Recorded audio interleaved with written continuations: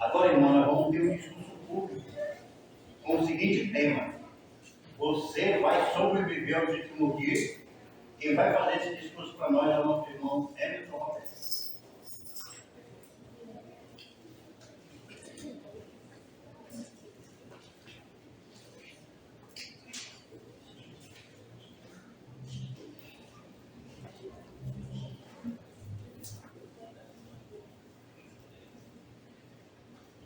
Em 26 de dezembro de 2004, a ilha de Semeru, que fica na costa de Sumatra, na Indonésia, foi atingida por um grande terremoto. Todos que estavam na praia olharam para o mar e perceberam que a maré estava recuando mais do que o normal. Imediatamente, todos começaram a correr para os morros e a gritarem: "Smoke! Smoke!", a palavra local para tsunami. Em menos de 30 minutos, ondas gigantes atingiram a praia, destruindo a maioria das casas e dos povoados. A ilha de Semeru foi o primeiro local atingido por aquele tsunami devastador de 2004. Dos 78 mil moradores, apenas 7 morreram. Agora, por que tão poucos em comparações com outras regiões? Por dois motivos. O primeiro motivo é que eles viram ou perceberam que o cenário estava mudando, que seria o recuo da maré. E segundo, eles agiram de maneira imediata e acataram o aviso de alerta, que salvou a vida deles. No mundo todo, as testemunhas de Jeová ensinam o que estamos vivendo nos últimos dias. Em mais de 240 países, em 700 idiomas, as 9 milhões de testemunhas de Jeová estão avisando, estão alertando que as profecias da Bíblia estão se cumprindo para os nossos dias. Em nosso discurso de hoje, irmãos e amigos aqui presentes, em nosso discurso público desta noite, iremos ver como Jesus predisse a destruição de Jerusalém, as profecias de Jesus se aplicam aos nossos dias, provas que estamos vivendo nos últimos dias e o ápice de nosso discurso. O que precisamos fazer para sobrevivermos aos últimos dias? Caso desejem anotar, iremos considerar esses 4 pontos. Ponto 1. Jesus predisse a destruição de Jerusalém. No primeiro século, Jesus avisou que a destruição de Jerusalém estava bem próxima. Alguns dias antes de Jesus morrer, 4 discípulos se aproximaram de Jesus, visto que eles estavam muito preocupados com o que iria acontecer com eles e o que iria acontecer com a cidade de Jerusalém. Vamos, por favor, ler essa conversa em Mateus capítulo 24. Mateus, o capítulo é o 24. A princípio, iremos começar com o versículo 3. Mateus 24, 3 nos diz: Enquanto ele estava sentado no Monte das Oliveiras, os discípulos aproximaram-se dele em particular e disseram: Diga-nos, quando acontecerão essas coisas e qual será o sinal da sua presença e do final do sistema de coisas? Vamos colocar uma observação nesse versículo 3. Nas profecias bíblicas, últimos dias, fim dos tempos, ou expressões comparáveis tais como parte e finais dos dias, são usados para designar um tempo em que culminam ou terminam acontecimentos da história. Ao versículo. Notaram que eles queriam saber quando e quais seriam esses sinais desses eventos? Visto que eles estavam muito preocupados com o que ia acontecer com eles e com a cidade, Jesus respondeu nos versículos posteriores. Mateus 24, versículos agora de 4 a 7. Assim nos diz: Jesus, em resposta, lhes disse: Cuidado para que ninguém nos engane, pois muitos virão em meu nome dizendo: Eu sou Cristo, e enganarão a muitos. Vocês ouvirão falar de guerras e notícias de guerras. Cuidado para não ficarem apavorados, pois essas coisas têm de acontecer, mas ainda não é o fim. Porque nação se levantará contra nação, e reino contra reino. Haverá falta de alimentos e terremotos de um lugar após outro. Todas essas coisas são o começo das dores de aflição. Essa conversa, irmãos, ela abre as portas do início dos acontecimentos proféticos ditos por Jesus, onde ele falou de eventos bem fáceis de serem identificados, como a fome, terremotos e guerras. Mas, note agora outro registro inspirado agora em Lucas capítulo 21. Por favor, acompanhe. Lucas capítulo 21. Os versículos são de 20 a 22. Lucas capítulo 21. Os versículos são de 20 a 22. Aqui nesses versículos, iremos observar o que os discípulos deveriam fazer quando eles começassem a observar esses eventos, esses acontecimentos ditos por Jesus. Assim nos diz: no entanto, quando virem Jerusalém cercada por exércitos acampados, então saibam que está próxima a desolação dela. Então, os que estiverem na Judéia, fujam para os montes. Os que estiverem no meio dela, saiam. E os que estiverem nos campos, não entrem nela. Porque esses são dias para se executar a justiça, a fim de que se cumpram todas as coisas escritas. Vamos tentar entender esse contexto. Jesus falou dessa forma: quando virem Jerusalém cercada por exércitos acampados, então saibam que está próxima a desolação ou a destruição dela. Não que iria acontecer naquela época ou naquele momento. Então, quando que aconteceu esse cerco? Quando que os exércitos acampados se dirigiram a Jerusalém? Foi no ano 66 da nossa era comum, ou depois de Cristo, como é conhecido. No ano 66 era comum, Sérgio Galo, com a sua 12ª legião, cercou Jerusalém com 30 mil soldados por 3 meses. Ninguém podia entrar e ninguém podia sair da cidade. Agora, imagine nós, irmãos, nós vivenciando essa época. Soldados romanos rapidamente estão invadindo bairros aos redores de Jerusalém. Rebeldes judeus recuando e buscando segurança dentro da muralha de Jerusalém.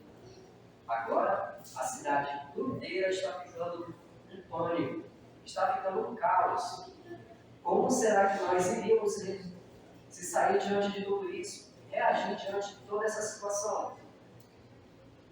Nessa situação, sem dúvida, alguns iriam lembrar das palavras ditas por Jesus quando ele disse: fujam, corram, mas não fiquem na cidade. Mas aí você deve se perguntar: como que eu vou fugir da cidade se tem 30 mil soldados lá fora me esperando, extremamente armados? Como será a nossa situação? De repente, irmãos, algo acontece. Algo inacreditável está acontecendo bem diante dos nossos olhos. A 12ª legião, os 30 mil soldados, estão se retirando do território judaico. Estão saindo de Jerusalém. O motivo? Até hoje, os próprios historiadores não sabem o motivo, mas especulam-se que pode ser a questão da friagem ou da própria logística, que era difícil de levar os suprimentos. Agora sim nós temos essa oportunidade de seguir a ordem de Jesus Cristo, de fugirmos para as montanhas do outro lado do Rio Jordão, e junto com nossos queridos irmãos cristãos fiéis. Mas espera lá, não acabou. Tem mais história. 4 anos depois, no ano 70, Vespasiano nomeou seu filho Tito como novo comandante supremo da Força Armada Romana, com que objetivo? De destruir agora por completo Jerusalém com a sua força armada de 70 mil soldados. Ninguém podia escapar agora. Embora os números não sejam exatos e difíceis de verificarmos com precisão em nossa história moderna, Flávio José, que é um historiador romano que testemunhou esse cerco, ele estimou que foram cerca de 600 mil a 1,1 milhão de pessoas que morreram dentro da cidade de Jerusalém. A maioria não eram nem combatentes. Isso aconteceu devido à violência e à fome.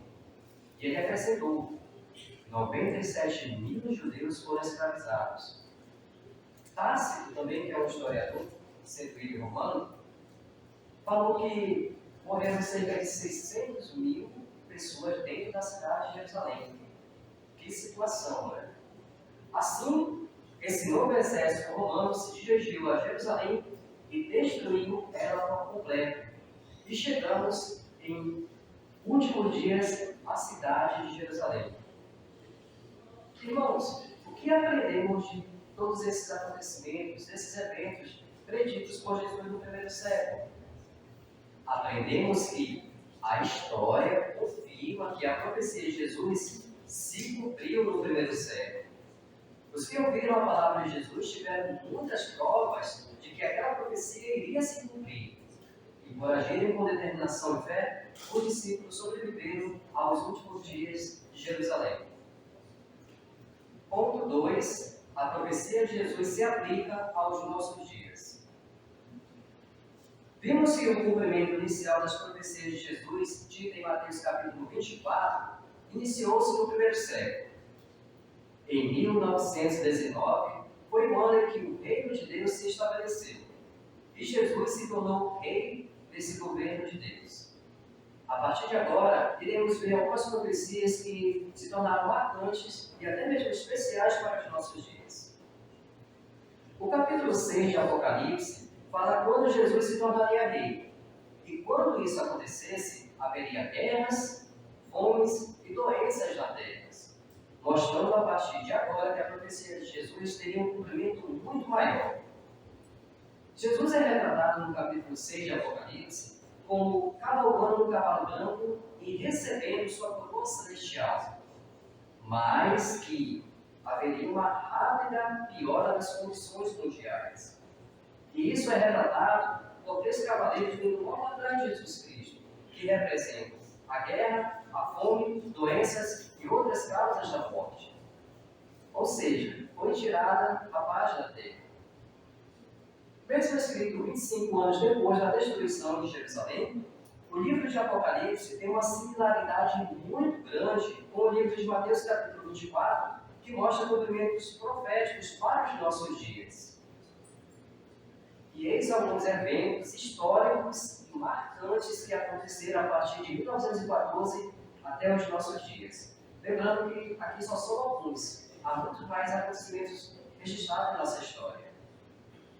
Guerras.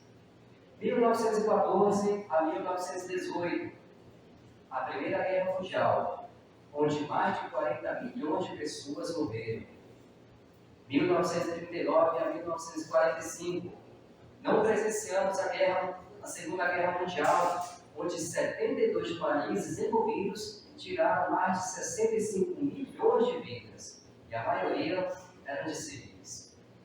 2025, estamos presenciando a guerra entre Rússia e Ucrânia, onde até agora já morreram mais de 290 mil mortos, mais de 90 mil pessoas. Doenças como a Covid-19 e H1N1 já ceifaram milhões de vidas. Terremotos. 1960 no Chile, um terremoto que causou mais de 6 mil mortes, considerado o maior até agora. 2004, o terremoto do Oceano Índico, o mais letal da história, com mais de 225 mil mortes. 2011, terremoto no Japão. Esse terremoto, irmãos, ele foi tão poderoso que mudou até mesmo o eixo da Terra em 16 centímetros e encurtou os nossos dias em 1,26 microsegundos. Fome. São 673 milhões de pessoas que estão enfrentando a fome em 2025, de acordo com o Estado de Segurança Alimentar e Nutricional do mundo, que isso representa 8,2% da população. O que esses eventos, esses acontecimentos, esses registros de nossa história mostram a partir de 1914 até agora para nós? Nos ensina que tanto o livro de Mateus e Apocalipse capítulo 6 provam que estamos vivendo nos últimos dias e que os cumprimentos proféticos estão sendo realizados. Com tantas evidências de que o reino de Deus começou em 1914, por que a maioria das pessoas não aceitam isso? Porque elas não conseguem relacionar as condições do mundo com as profecias que nós, testemunhas de Jeová, estamos anunciando em nossa proclamação das boas novas.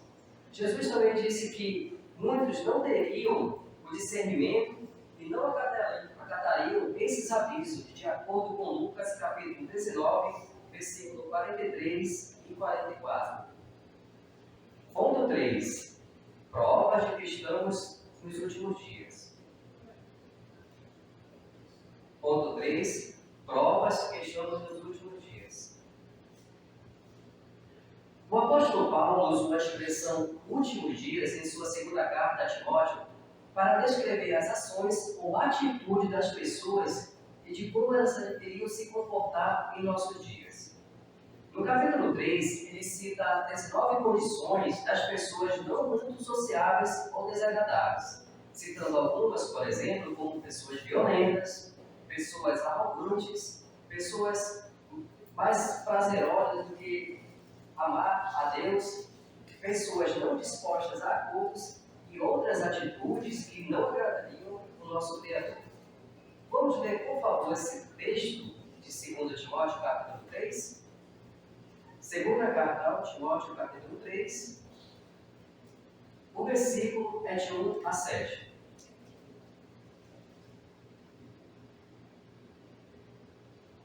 Segunda carta ao Timóteo, capítulo 3, versículo de 1 a 7, nos diz: Mas saiba que nos últimos dias haverá tempos críticos, difíceis de suportar, pois os homens só amarão a si mesmo, amarão o dinheiro, serão presunçosos, arrogantes, blasfemadores, desobedientes aos pais, ingratos, desleais, desnaturados, não estão dispostos a acordos, serão caluniadores, sem autodomínio, ferozes, sem amor ao que é bom, traidores, teimosos, cheios de orgulhos, amarão os prazeres em vez de a Deus, manterão a aparência de devoção a Deus, mas rejeitarão o poder dessa devoção. Desses, afaste-se.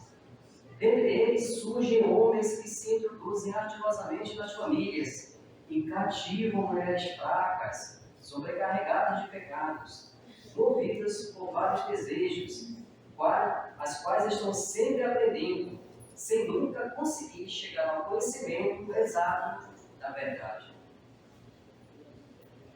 Esse texto, irmãos, nos dá a garantia, ou faz com que a gente mostre para as pessoas que estamos nos últimos dias. Por mais de um século, irmãos, as condições proféticas deste versículo estão em evidência em escala global e estão se intensificando cada vez mais. Desde 1914 até agora, as condições estão cada vez piores. Existia sim violência no passado, mas não de forma tão grotesca que hoje as pessoas acham graça das mortes das pessoas e vão para as redes sociais se vangloriar por essa morte. E cuidado, irmãos, muito cuidado para todos nós, para que não possamos estar incluídos nessas palavras do apóstolo Paulo. Vale lembrar que Paulo começou a profecia sobre os últimos dias com a expressão sabe, porém, isto. Essas palavras garantem que ele diz, em seguida, acontecerá sem falta. Não há dúvida de que a sociedade afastada de Deus continuará indo de mal a pior até que Jeová ponha fim a esse atual sistema de coisas. De acordo com historiadores, houve sim ocasiões na história em que uma sociedade ou nação sofreu uma decadência radical nos valores morais e acabou entrando em colapso. Mas os padrões morais do mundo em geral nunca tiveram tão baixos quanto hoje.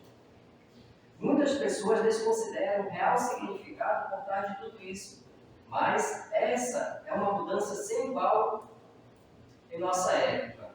E desde 1914, os fatos estão acontecendo. E em breve, o reino de Deus tomará uma ação decisiva. Mas calma, muita calma nessa hora, porque nem tudo está perdido. Ponto 4. O que precisamos fazer para sobrevivermos aos últimos dias? Chegamos ao ápice de nosso discurso. Irmãos do som, coloque a imagem, por favor.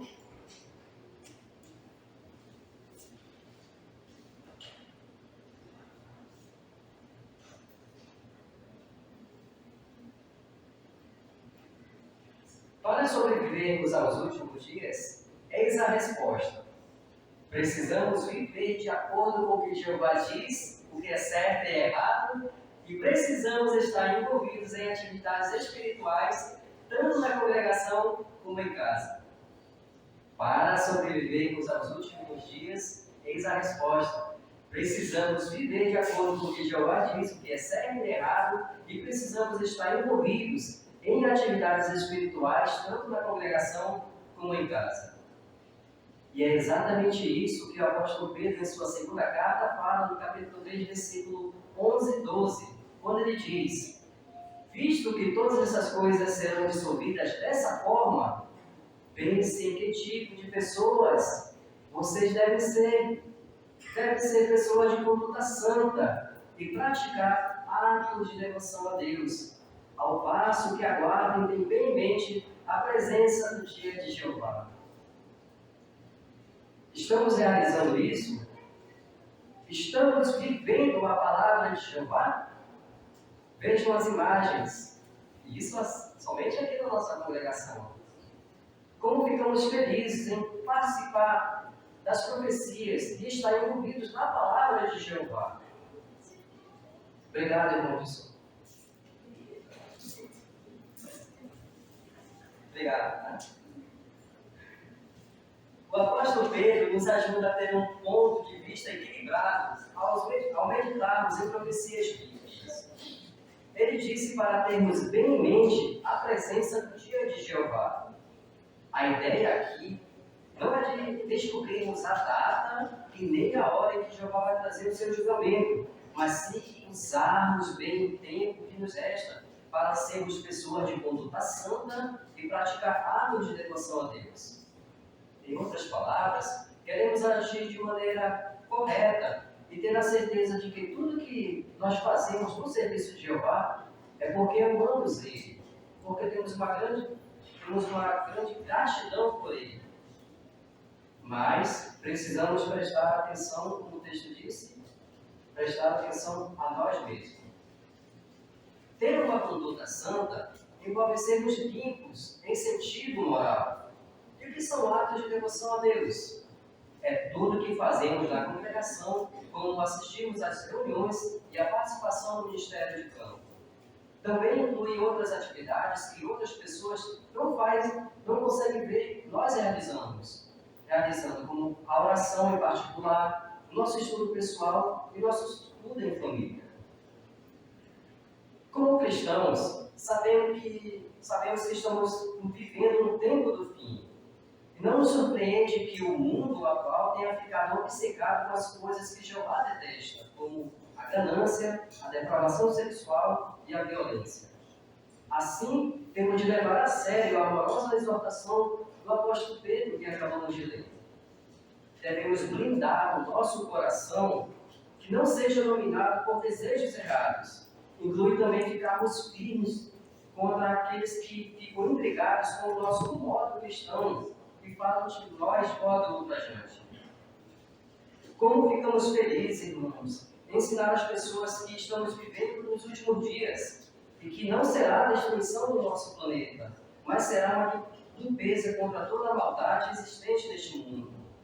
Como ficamos felizes em poder mostrar que Jeová é o único Deus verdadeiro e o único a ser seguido. Muitos aqui já fizeram mudanças para servir o nosso Criador. E hoje compartilhamos e somos multiplicadores de tudo aquilo que nos ensinaram e estamos repassando para outras pessoas. Em nosso discurso de hoje, irmãos, vimos que as Escrituras nos revelam que vivemos nos últimos dias e que, para sobrevivermos, devemos seguir os padrões justos de Jeová. Lembre-se dos moradores do povoado de Semeru, de 2004? Eles fugiram para um lugar mais alto assim que viram a maré recuar. Eles se salvaram porque agiram imediatamente.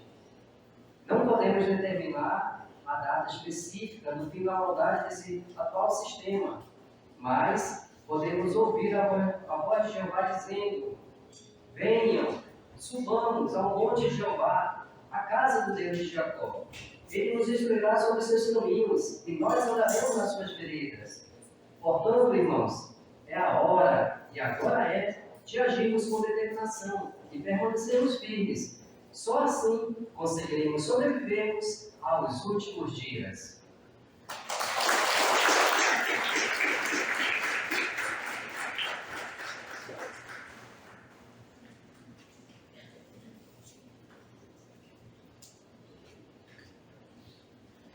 Agradecer primeiro a Jeová, né, por esse banquete espiritual, e o nosso irmão Emerson por fazer esse belo discurso.